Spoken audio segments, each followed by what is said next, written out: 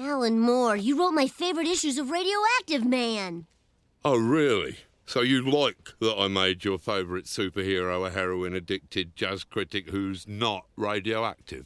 Fala galera, aqui é o PV e hoje eu vou falar pra vocês porque que vocês estão dando muito mole se ainda não começaram a comprar a nova revista que está saindo pela Panini, Miracle Man.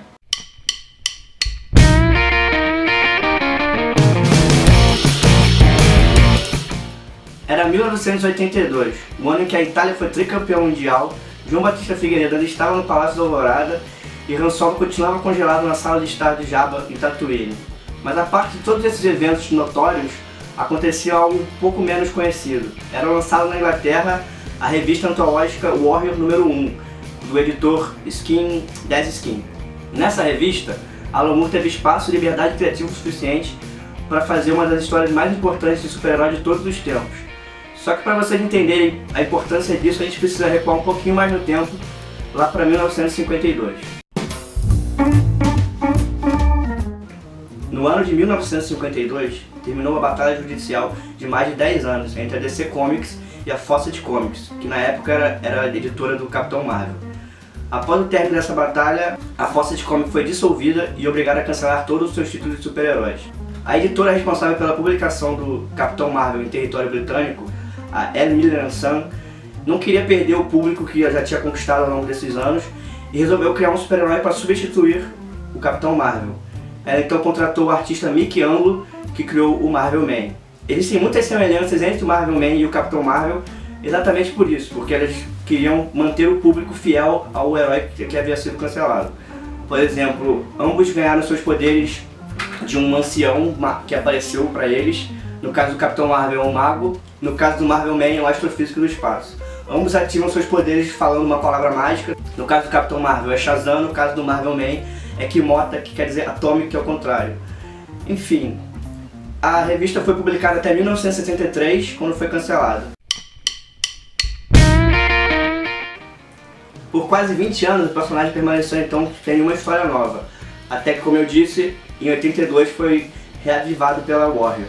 O principal motivo por esse personagem ter sido reavivado pela Warrior é que o editor da revista, o Dez Skin, preferiu usar um personagem antigo, mas já conhecido, para ter algum apelo do público do que criar um personagem novo. Então ele chamou o Steve Moore para escrever esse personagem. O Steve Moore, que é citado pelo Alan Moore como o cara que ensinou ele a escrever quadrinhos, estava ocupado na época, não podia, e recomendou o Alan Moore pro Dez. O Alan Moore escreveu um roteiro curto, mandou pro Dez, que se interessou e entregou o título a ele. O Alan Moore escreveu então o Marvel Man até o número 26 da revista Warrior, com desenhos primeiramente do Gary Leach e depois do Alan Davis. No número 26 da revista Warrior então foi cancelada e a Eclipse Comics comprou os direitos do personagem e republicou todas as histórias do Alan Moore, coloridas dessa vez, em edições maiores, e alterou o nome do personagem para Miracle Man para evitar outras complicações com a Marvel. Após terminar de republicar o que havia saído na Warrior, a Eclipse Comics deu continuidade à história. Agora eu vou explicar para vocês por que é tão importante assim essa história do Alan Moore. O que o Alan Moore fez basicamente foi pegar um personagem que é um super-herói como qualquer outro dos anos 60 e transformar ele numa coisa muito mais real. Pensar realmente como seria um super-herói na vida real. Essa na verdade é a semente de tudo que o Alan Moore veio fazer nos anos 80 nos próximos trabalhos dele e de tudo que os grandes quadrinistas dos anos 80 vieram fazer, como o Grant Morrison fez com o Homem-Animal, por exemplo, e o Frank Miller fez com o Batman e o Demolidor. Na verdade, esse movimento tem um nome, que é chamado movimento revisionista. E as características principais deles são essas, são pegar personagens antigos e dar uma repaginada neles dentro dessa ótica realista, ou não necessariamente personagens antigos, mas você criar heróis dentro dessa nova ótica, como por exemplo é o caso do Watchman. Não são personagens antigos, mas o Watchman talvez seja o exemplo máximo dessa ideia de como seriam os super-heróis na vida real. E isso é um movimento que mudou bastante o jeito como as pessoas olhavam as histórias de super-heróis na década de 80. Essa mudança foi muito importante, porque ela, de certa maneira, ela elevou o nível do conteúdo artístico das histórias de super-heróis. Elas fizeram com que as pessoas percebessem que aquilo ali era um material tão bom quanto qualquer outro, que tinha potencial para ser tão bom quanto qualquer outro. Isso motivou muitas mudanças, como por exemplo a própria qualidade do papel das histórias de quadrinhos melhorou, a arte das capas melhoraram. E se você for pensar num nível mais elevado, o Dark Knight Returns, por exemplo, que é uma das obras expoentes desse movimento, foi o responsável com que houvesse o filme do Batman, de 89, do Tim Burton. Foi o primeiro grande filme de herói da história. Tinha os filmes de super-homem antes, mas eram filmes de orçamento menor. O filme do Batman foi o primeiro filme que o estúdio realmente botou dinheiro.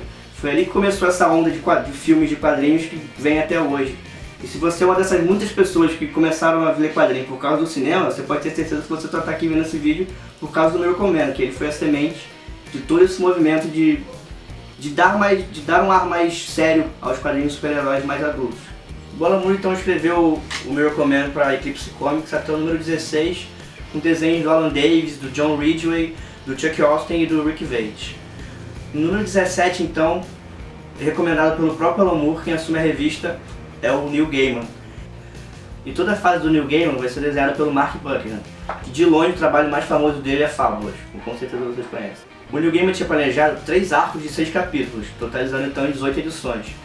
Só que infelizmente, após a publicação do número 24, a Eclipse Comics foi à falência e obviamente a revista foi cancelada. O Neil Gaiman até chegou a escrever o número 25 e foram feitos desenhos, mas nunca foi lançada a revista. A partir daí então vai começar um problema muito grande, que é o grande motivo na verdade pelo qual o Miracle Man é um personagem tão importante, mas tão raro.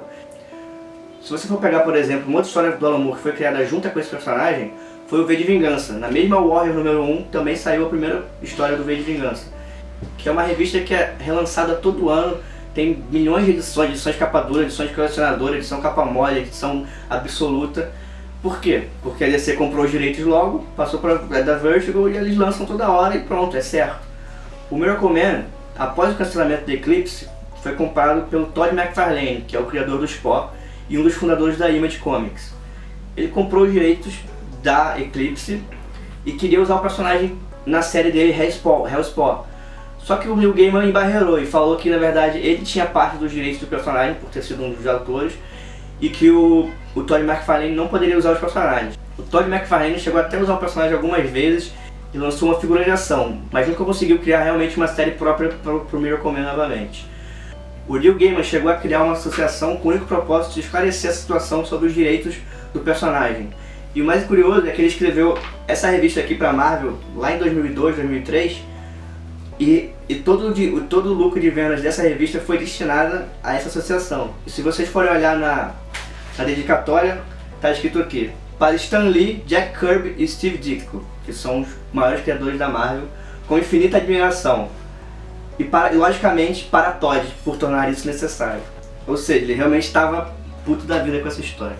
Esse processo durou metade dos anos 90 e grande parte dos anos 2000. Quando foi descoberto que na verdade lá no começo, o Dez Skin, o editor da revista Warrior, nunca tinha adquirido de verdade os direitos dos personagens do Mickey Anglo.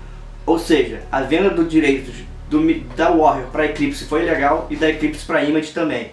Nisso, chegou a Marvel em 2009 e foi direto no Mickey Anglo, no criador original, e comprou os direitos do personagem. A Marvel então recentemente começou a relançar todo esse material do Miracle Man em edições recoloridas e acabou de sair agora o número 16, que foi a última parte escrita pelo Alan Moore. Ela vai começar agora a relançar a parte do Neil Gaiman e pretende terminar a história que o Neil Gaiman não conseguiu terminar nos anos 90. Ela também recentemente lançou a primeira história nova do personagem em 20 anos.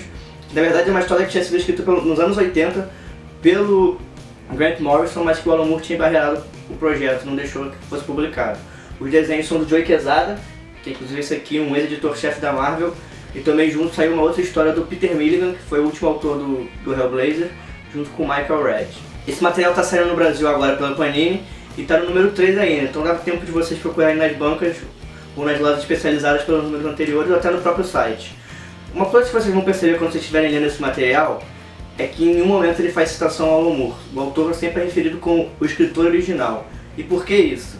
Por conta daquele problema todo que teve com direitos autorais, o Alan Moore ficou puto de saber que ele tinha escrito um personagem que ele não tinha o direito de escrever sobre, na verdade, e abriu mão dos direitos dele, prefiro não ter relação mais com aquilo, e cedeu então tudo que seria destinado a ele, na questão de dinheiro mesmo, para o criador original, o Mickey Anglo.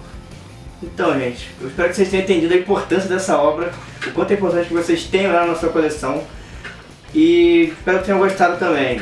Agora, curtam os vídeos se gostaram, compartilhem, comentem, Curtam a nossa página no Facebook também. Então, muito obrigado e até a próxima.